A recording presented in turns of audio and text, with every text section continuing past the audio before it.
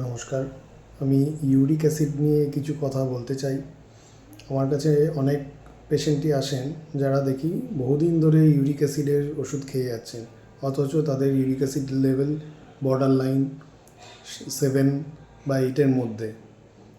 এবং তারা অনেকেই বলেন যে আমার হাঁটু ব্যথা, কোমর ব্যথা, ইউরিক অ্যাসিড বেশি আছে, ইউরিক অ্যাসিডের ওষুধ খাই। হাঁটু, কোমর ব্যথা এগুলো ইউরিক অ্যাসিডের জন্য হয় না।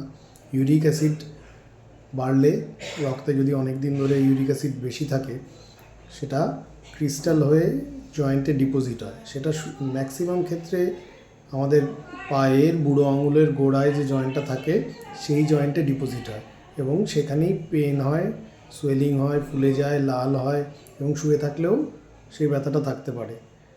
সেই ক্ষেত্রেই শুধু আমাদের ইউরিক অ্যাসিড কমানোর ওষুধ খাওয়ার দরকার পড়ে। অ্যাকিউট ক্ষেত্রে কিছু অ্যান্টি ইনফ্ল্যামেটরি এবং তারপরে ইউরিক অ্যাসিড কমানোর ওষুধ খেতে হয়।